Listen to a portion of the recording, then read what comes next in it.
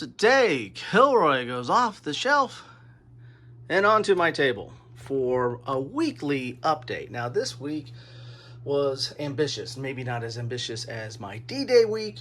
Go check that out a few weeks ago. But this week was dedicated to the American Civil War. And there was a lot to cover this week. I had a lot of games to cover. Plus, there were some notable events. There was the 160th anniversary of Gettysburg and the 160th anniversary of the end of the Vicksburg campaign, two very important campaigns and events in the American Civil War. So what did I start off with? Well, over the weekend, I started off with the first day at Gettysburg and went to the movies and covered a little bit, did a short on Gettysburg the movie. You can check that out. Then I covered some of my Gettysburg games. Again, these are the games that I own. Not to confuse Stigler, who is easily confused and thinks that I was trying to say these are all the best Gettysburg games. These are not. These are just some of the games I have. And I covered that in a short, so take a look at that, and you'll see some of these games covered and discussed there. And of course, Most Fearful Sacrifice is a big undertaking there. Then we moved on to also covered the end of the Vicksburg campaign, or the surrender at Vicksburg, which was on July 4th. And covered some of the games in another short there, talking about the surrender of Vicksburg, or games that covered the Vicksburg campaign. And all three of these really are based on a campaign level. Then we got into the Civil War proper throughout the week, covering some of the littler games, mini games, and other games of the Civil War that I wanted to do it like an unbagging of. So Little Round Top, which again was I did that on the 2nd of July, which matches up with the date of the Little Round Top flank maneuver. Hornet's Nest, Salem Church, which is part of the Chancellorsville battle, and Hornet's Nest was Shiloh and Chantilly. Also, and finished out the week with the Red River campaign, or the Battle of Pleasant Hill, which was in Strategy and Tactics 106. Also covered Rebel Raiders on the High Seas, which is a GMT game, which takes a different perspective on the American Civil War. It's a strategic look, but from a naval perspective. And also just talked a little bit about Iron Oak, which is tactical. You can actually play the strategic level Rebel and Raiders, and there are rules to match up with when you want to do a tactical battle. You can do Iron and Oak. So that was American Civil War week. If you stopped by, great. Thank you. If you haven't, please check it out if you're interested in any of those games.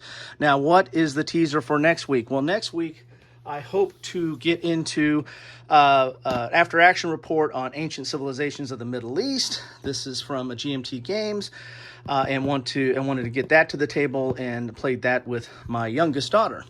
Hope to get to the Barracks Emperors, which is the latest, which is a new release from GMT Games, taking off on the Time of Crisis, but doing a different take on it.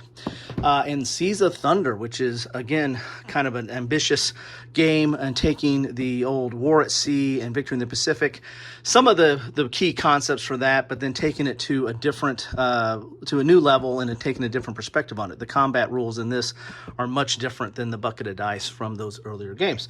Oh, and another different perspective type game, Pocket General World War II. Anyway, I hope to get all to that next week. But right now, finishing up Civil War week, and I hope you enjoyed it all. Thanks all. You can't get rid of me that soon, or that quickly. I forgot to mention that I did cover on a Coffee with Kilroy the Eastern Acorn Press paperback Civil War books that my mother and father and I, we bought, or actually my mom and dad bought them. I didn't have a lot of money back then. But when one of my visits when I was in junior high, or either grade school or junior high, went to Gettysburg, and we picked up several of these little books, and they're really not too bad. They're kind of high-level survey type books of each of the different topics, but there's a ton of them, and we bought everything they had there. This isn't the complete set, but we bought everything that they had at the Gettysburg Museum shop or visitor center that they had there. Anyway, I did a Coffee with Kilroy on that, so if you're interested in that, check that out as well. Now, back to Dan. Wow, these are some interesting looking counters. Is that who I think it is? I can't wait to punch out Dan. Dan needs a video.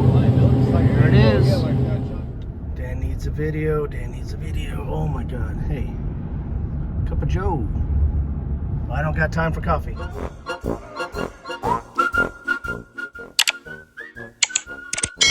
Thanks for watching.